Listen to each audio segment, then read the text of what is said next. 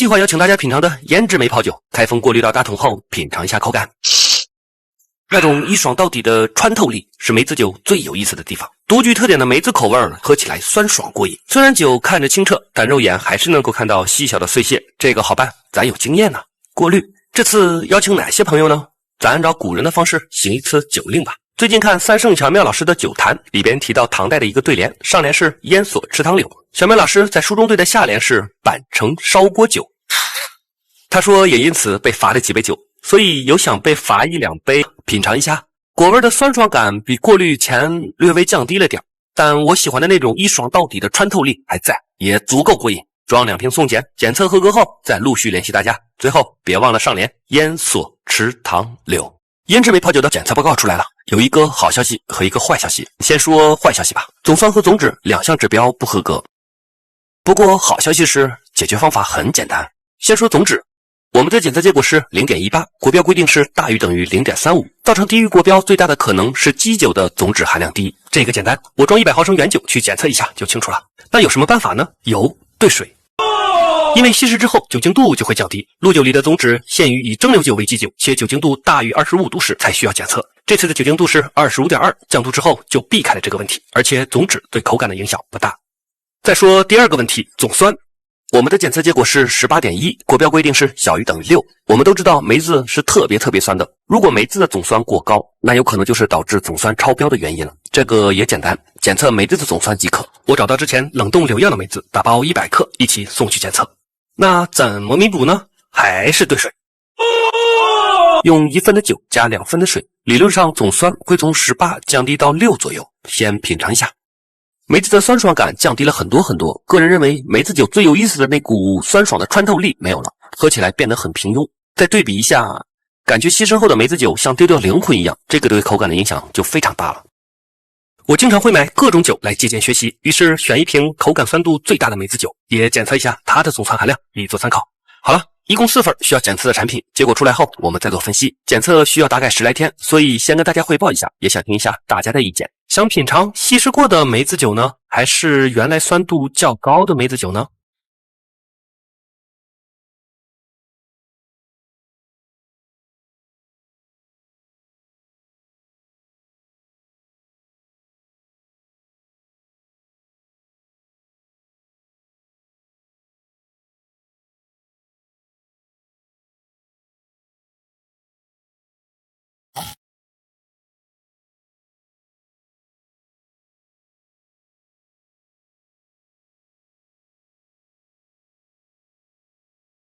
大家知道中国古代的酒在外国人眼里多牛吗？马可波罗横跨欧亚，历经20余年，自然也饮酒无数，唯独对我们当时用各种香料和药材配制的草本酒赞不绝口。还有一个法国传教士鲁布卢奇，也是直接用我们的酒跟法国最好的葡萄酒对等评测。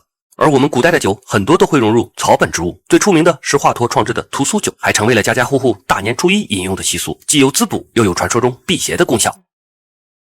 草本入酒，在将草本自身味道融入到酒中的同时，还为酒赋予了养生的效果。在古代，除了屠苏酒这样的草本酒，还有很多种类的养生酒，一般为王公贵族饮用。而清朝烈酒逐渐流行以后，传统的养生酒就越来越少了。而到如今，依然有那么一款酒，在传承养生智慧的基础上，利用创新草本科技，打造高品质的保健酒，就是我手上的这瓶劲酒。具体怎么养生，咱们喝完再说。酒体是澄澈的琥珀色，非常漂亮。入口是草本的清爽，回味有些醇和清甜，整体口感饱满顺滑。现在正值冬季，万物闭藏，是饮用养生酒的最好时机，尤其是搭配牛羊肉或涮火锅的时候，既好喝又解油腻，一举两得。这瓶劲酒将多种草本精华融入到酒中，像枸杞、淮山药等，都是一些药食同源的优质草本。喝下去可以感受到草本精华让身体均匀的微微发热，特别舒服。平时适量饮用，可以在微醺中温和的养生。我想马可波罗和鲁布卢奇如果能穿越到现在，依然会赞不绝口。计划邀请大家品尝的胭脂梅泡酒，兑水后总酸就符合国标了。本来想兑水稀释后再邮寄给大家的，但前期咨询了几个粉丝，都表示谁家还没水呀，自己兑就行了呗。我想想也有道理，最终100位选中的朋友只有6位要兑水的。后来我又跟这6位沟通了一下，最终都要不兑水的，我也分装打包好了，预计3月1日发出。100位朋友等着接酒吧。众所周知，天青色在中国有着上千年的浪漫历史。今天分享给大家一款国潮风的天青色鸡尾酒。加冰可以让香气更加清新通透。颜色是用蓝橙和绿薄荷糖浆按照5:1的比例调制。柠檬汁增加了自然的气息，气泡水增加了入口的刺痛感。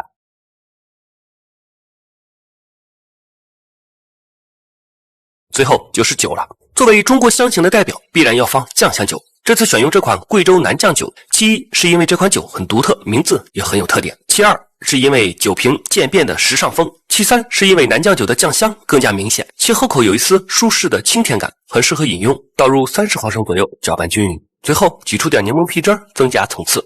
这款中国风的天青酱雨就调好了，酱香悠悠淡雅，柠檬和薄荷清甜爽口。有人说中国白酒不适合做调酒，我想说您可以用好酒试试，绝对好喝。前几天在北京喝了杯浓丝柠檬特调，咖啡与啤酒的融合，意想不到的惊喜，剩下多半杯带回工作室，准备复刻它。